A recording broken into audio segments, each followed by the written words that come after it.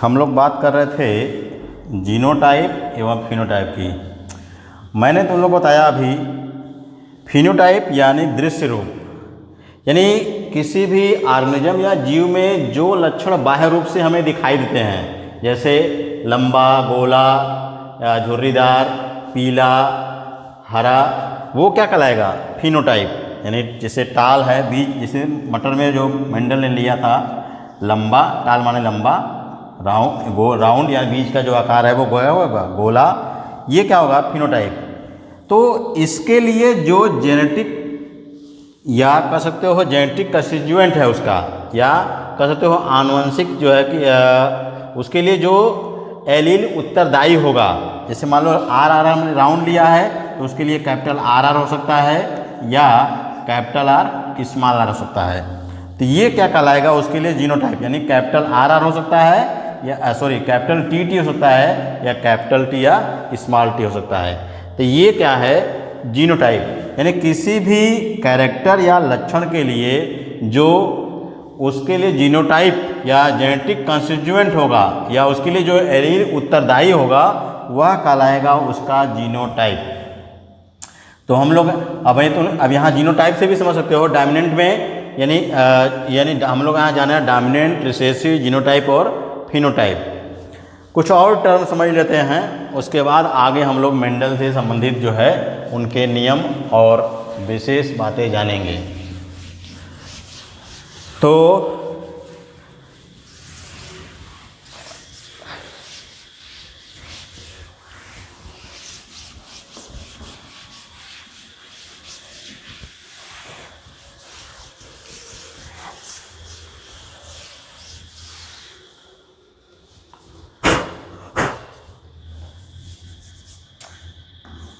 अभी हम लोग चर्चा करते हैं क्रॉसिंग ओवर या जीन विनिमय। क्रॉसिंग ओवर या जीन विनिमय। तो क्रॉसिंग ओवर या जीन विनिमय क्या है?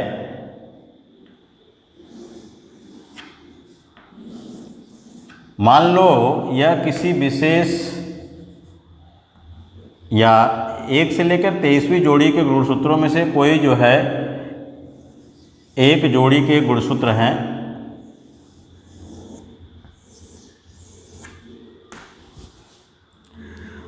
और मान लो इसमें कोई जीन ए है और यहाँ कोई जीन बी है। तो क्योंकि ये इसी का, यानी ये एक डीएनए है, एक जो है कि क्रोमोसोम का एक भुजा है, ये भुजाएं हैं, और इसी का जो है सेम भुजा जो है कि जब यस फेज में द्विगुणन होता है तो उसमें बना है। तो यानी यहाँ पर जो जहाँ पर दो क्रोमोसोम, ये दोनों क्रोमैटिड्स आपस में जुड़े हुए हैं, वो क्या है? सेंट्रोमियर। तो जब ए और बी वहाँ हैं तो वहीं ए और बी यहाँ पर भी होंगे। और मान लो जो है दूसरी जो जोड़ी का क्रोमोसोम है, इसमें क्या है?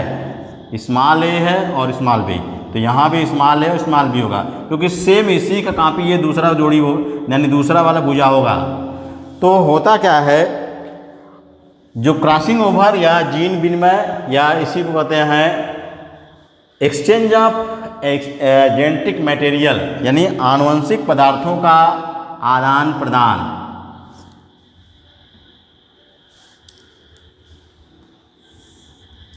यानी दो होमोलॉगस क्रोमोसोम के बीच जो डीएनए या आनुवंशिक पदार्थ का आदान प्रदान होता है उसे कहते हैं क्रॉसिंग ओवर।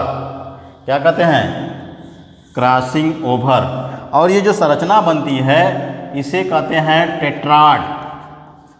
क्या कहते हैं? टेट्राड, या इसी को कहा जाता है बाईवैलेंट। तो क्रॉसिंग के कहाँ पे होगा? मियोसिस या अर्धसूत्री विभाजन प्रथम, अर्धसूत्री विभाजन प्रथम के प्रोफेज या पूर्वावस्था फर्स्ट के पैचिटीन अवस्था में। किसमें?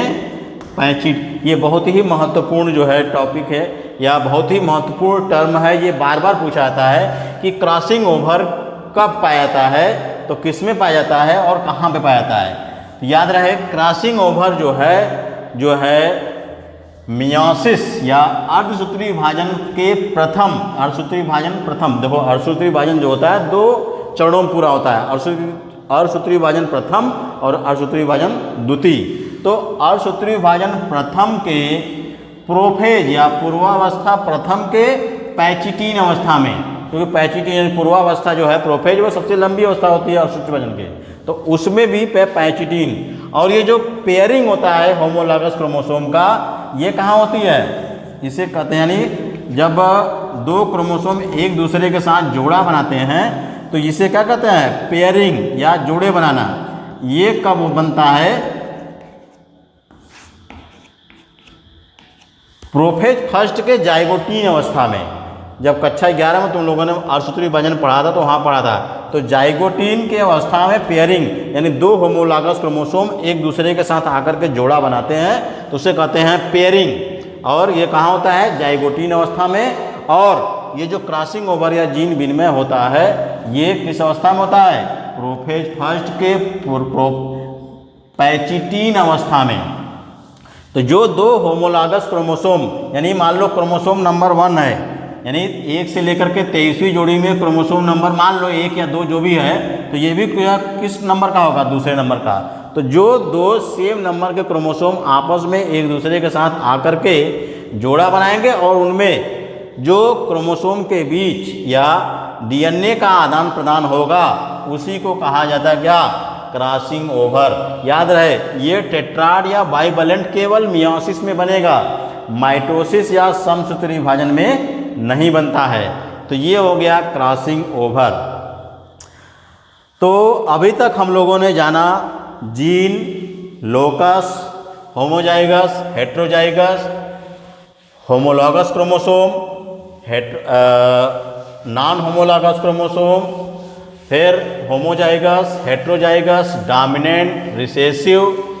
और अब जान लेते हैं क्या होता है जब क्रॉसिंग ओवर या जब हम लोग क्रॉस बनाएंगे तो क्या क्या जो है कि बातें वहाँ पे आएंगी।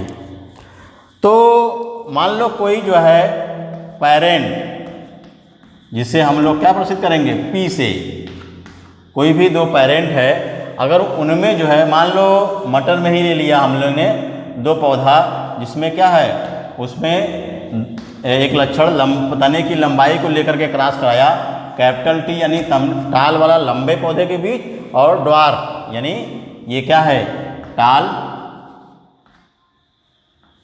और ये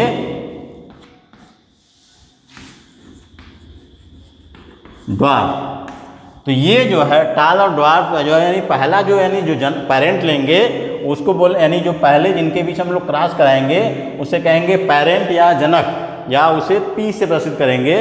और इनमें जो फिर इसमें मान लो जो गैमीट बनेगा या युग्मक, क्या बनेगा, गैमीट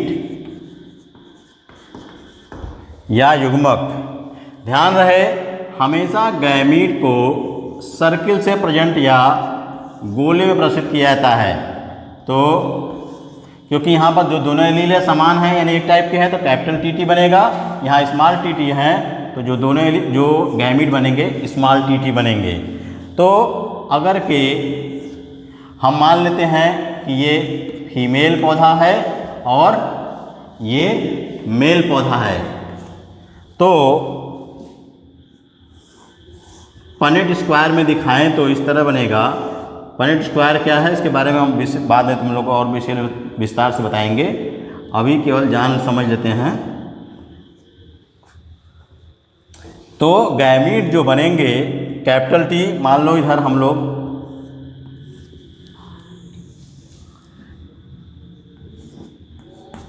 सब लोग जानते हो कि गोले के नीचे प्लस का निशान है तो फीमेल का जो है कि निशान है, अगर गोले पर तीर का निशान है तो वो मेल का। तो ये मान लो क्या है, मेल गैमीट या फीमेल गैमीट, और ये नर युग्मक या मेल गैमीट। तो फीमेल गैमीट में क्या क्या है,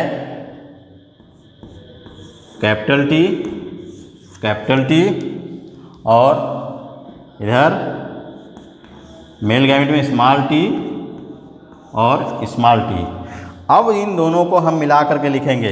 देखो इसमें बहुत ज़्यादा जो है कि इसमें गणित नहीं है। देखो यहाँ कैपिटल टी है, स्मॉल टी है, तो दोनों मिलकर क्या बनेंगे, कैपिटल टी स्मॉल टी। फिर यहाँ टी है और यहाँ की स्मॉल टी है, तो ये क्या बनेगा, कैपिटल टी और स्मॉल टी।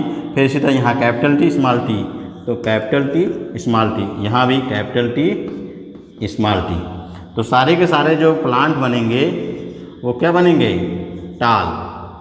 सारे के सारे टाल बनेंगे। क्यों, क्योंकि सभी में कैपिटल टी है।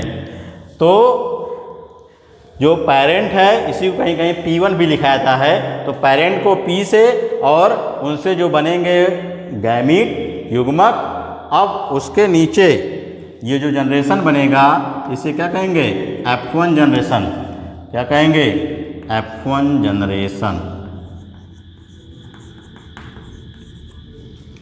या इसी को कहा जाता है फर्स्ट फिलियल जनरेशन।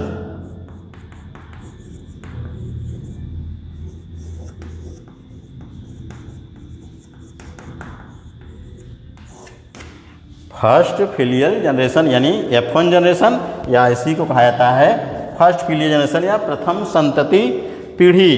तो यानी जनक या पेरेंट कहलाएंगे, उनसे जो पहली जो कि पीढ़ी बनेगी उसे कहेंगे फर्स्ट जनरेशन या फर्स्ट फिलियल जनरेशन।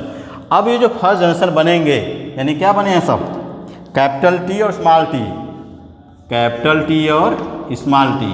तो इन्हीं कैपिटल टी और स्मॉल टी में हम मान लेते हैं ये मेल है और फीमेल ये फीमेल है। इनके बीच संकरण कराने पर, इनके बीच संकरण कराने पर जो बनेंगे या जो जनरेशन बनेगा, मैं चबाएंगे क्या क्या बनेंगे, कैपिटल टी स्मॉल टी और स्मॉल टी टी, तीन तरह के बनेंगे। तो ये जो यानी F1 जनरेशन या F1 पीढ़ी में जो ऑर्गेनिज्म या जीव बनेंगे उन्हीं के बीच अगर के जनन कराया जाए या क्रॉस कराया जाए तो जो पीढ़ी बनेगी उसे क्या कहेंगे, F2। तो पहले जो पीढ़ी यानी जिसमें जो है संकरण कराया जाएगा या निषेचन कराया जाएगा वो कहलाएंगे पेरेंट, उसे P या P1 से प्रेजेंट करेंगे। उनसे जो युग्मक यानी उसमें जो गैमीट बनेंगे उनको सर्कुलर प्रदर्शित करेंगे, और उसको अगर चेकर बोर्ड में दिखाएं तो उसको यानी जिससे जो ऑर्गेनिज्म या जीव बनेंगे उसे कहेंगे फर्स्ट फिलियल जनरेशन या फर्स्ट जो है जनरेशन या प्रथम संतति पीढ़ी। और उसमें ये जो बने ये प्लांट या जो भी जीव बने उन्हीं के बीच अगर के किसी को नर और मादा मान करके संकरण कराएं तो उनसे जो ऑर्गेनिज्म या जीव बनेंगे उसे कहेंगे F2 जनरेशन या सेकेंड फिलियल जनरेशन। क्या कहेंगे, सेकेंड फिलियल जनरेशन।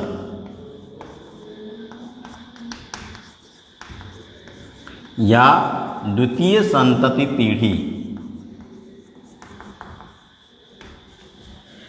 तो ये जो है जेनेटिक्स से संबंधित कुछ महत्वपूर्ण जो है टर्मिनोलॉजी या शब्दावली है जिसको हम लोगों ने जो है समझा और जाना, और यही शब्दावली को अच्छे से जो है कि सब लोग यानी वीडियो को देख करके समझ करके अगर के आगे हम लोग जो पढ़ेंगे तो अच्छे से समझ में आएगा। क्योंकि अब इसके बाद हम लोग क्रॉस पढ़ेंगे या मेंडल के नियम पढ़ेंगे। तो जब ये शब्दावली या टर्मिनोलॉजी समझ में आ गया है तभी जो है कि जो आगे हम लोग को जेनेटिक्स समझ में आएगा। तो जेनेटिक्स जो है देखिए समझने की बात है, अगर के जो टर्मिनोलॉजी या बेसिक चीज़ समझ में आ गया तो जेनेटिक्स बहुत ही ईजी है, और जिन्होंने बेसिक को जो है कि नहीं समझा तो आगे उनको जेनेटिक्स क्या होगा, बहुत ही हार्ड लगेगा। तो इसलिए जो है ये जो शब्दावली मैंने जितने बताया है उनको अच्छे तरह से जो है कि वीडियो को देख करके बार बार समझने और समझने का प्रयास करें। हाँ, एक बात और है यूपी बोर्ड के बच्चों के लिए कि मैंने जो है कि जो टर्म लिखे हैं वो इंग्लिश में ज़रूर लिखे हैं, लेकिन मैंने बोला हिंदी में है, तो इसलिए वो ध्यान रखेंगे, उसको अगर सुन करके समझने का प्रयास करेंगे तो अवश्य समझ में आएगा। बाकी जो है प्रयास करेंगे हम कि उसे और जो है सरल तरीके से समझाने का प्रयास करें, लेकिन अगर कि वो जो है कि वो थोड़ा प्रयास करेंगे तो उन्हें अच्छे तरह से समझ में आएगा। अब जो है नेक्स्ट वीडियो में हम लोग मेंडल से नियम और क्रॉस यानी संकरण के बारे में विस्तार से अध्ययन करेंगे।